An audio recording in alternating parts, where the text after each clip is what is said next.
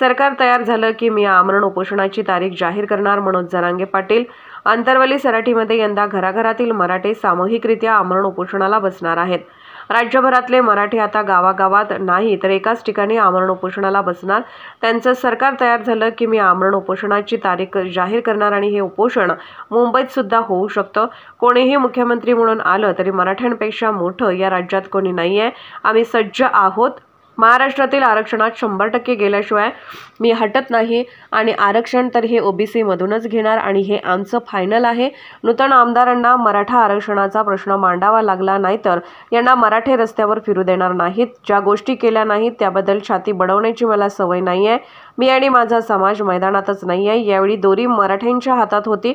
मालक तो होता आणि त्याला कोणाच्या दावणीला न बांधता त्यालाच मालक ठेवलं। विधानसभेत मी समाजात सांगितलं होतं त्यांना जे करायचं आहे ते करा, तसं त्यांनी केलं। मी समाजाची फरफट होऊ दिली नाही। पुन्हा एकदा निकाल लागल्यानंतर पुन्हा एकदा आरक्षणासाठीचा आपला जो लढा आहे त्याची पुन्हा एकदा आपण तयारी करताय। आज आई भवानीचा आशीर्वाद घेतला तर विठ्ठलांचा आशीर्वाद घेणार आहात। काय नेमकी भूमिका, कशा पद्धतीने सगळे वाटचाल? दर्शनासाठी आलोय, बाकी काय नाही। असलं तर मी बोलत असतो, मी लपवून ठेवत नाही काय। मलाही माहित नव्हतं की मी दर्शनाला चाललोय आणि इतक्या ताकदीनं समाज उसळून बाहेर निघल म्हणून मलाही वाटलं नव्हतं, कारण आम्ही सांगितलंच नव्हतं। परंतु समाज आता पुन्हा एकदा पेटून उठलाय। स्वतःच्या लेकराला न्याय देण्यासाठी आरक्षणासाठी ते घेणार आहे। सामूहिक आमरण उपोषण होणार आहे। आरक्षणाचा लढा अजून संपलेला नाही, याकडे सरकार अजून अस्तित्वात आलेलं नाही, काळजीवाहू मुख्यमंत्री आहेत, याकडे कशा पद्धतीने बघता? नाही होईल ना, ते केले शुद्धम खाते नाही। इतके खटाटोप काय करायला ते येणार, कुणीतरी येतेनच। आम्ही बी येणार, पुन्हा उपोषण करणार, आम्ही सोडणार नाहीत। बहुतेक अशी शक्यता आहे मुंबईतसुद्धा आमरण उपोषण होऊ शकतं, मुंबईतसुद्धा होऊ शकतं। सामूहिक तसं तर फायनल आहे आमचं की अंतरवालीतच सामूहिक उपोषण करायचं। घराघरातले मराठी हे अंतरवालीतच येणार आहेत ते सामूहिक उपोषण। तुम्ही म्हणतो पण मुंबईतसुद्धा होऊ शकतं। देवेंद्र फडणवीसांनीच आरक्षणाची वाट लावली असं तुम्ही मागच्या उपोषणाच्या वेळेस अनेकदा म्हणतात।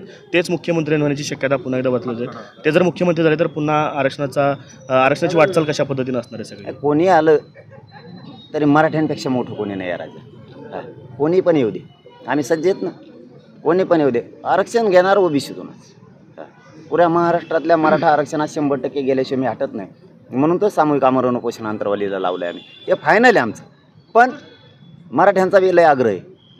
मुंबई एखाद्याच मुंबईसुद्धा होऊ शकते। दादा, अनेक आमदार हे नूतन मराठा समाजाचे झालेले आहेत, त्यांना काय नेमक्या सूचना असतील किंवा कशा पद्धतीने त्यांनी वागलं पाहिजे, काय सांगाल? त्यांनाच नाही, नुसते मराठ्यांचेच नाही तर सगळेच ओबीसी सुद्धा मराठ्यांनी निवडून दिलेत।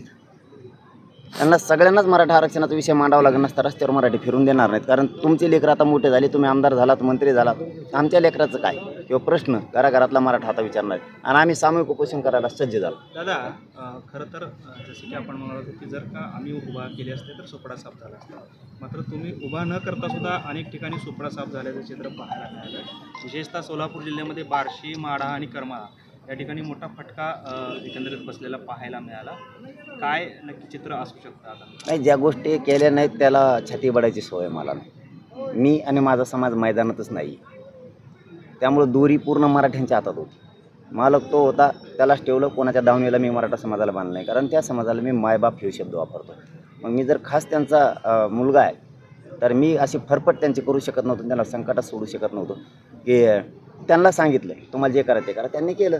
मी फरफट केली नाही, माझा ऐकतोय म्हणून मी याचं काम करायला सांगितलंच नाही मराठा समाजाला, मोकळा सोडला मराठा समाज। त्यामुळे कोण पडलं कोण आलं मी मैदानातच नाही आहे। मग पडलं लगेच म्हणायचं मायामुळं, मी त्यात मोडत नाही। मी मैदानात असतो ना, समीकरण जर जुळलं असतं ना, सोपडा सापच केला असतं, 100% सांगतो तुम्हाला। दादा, खरं तर अनेक वेळा मनोज दादा सोलापुरात येणार म्हणलं की हे चौक अनेक वेळा भरलेलं होतं, मात्र आज कुठेतरी परिस्थिती वेगळी दिसते। तरुणांची आणि समाजातील लोकांची संख्या कमी दिसते कुठेतरी। आता आम्ही म्हणतो दर्शनाला चाललो होतो आणि तुम्हाला दाखवायची का पब्लिक? मग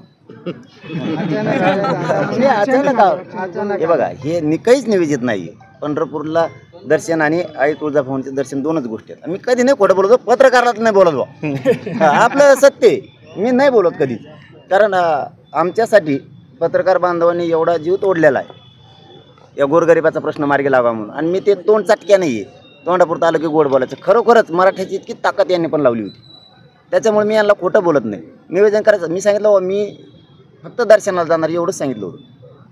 अहो बाबा, इतके आले की गाड्या आवरू आता शिकतो, परेशान झालो आम्ही।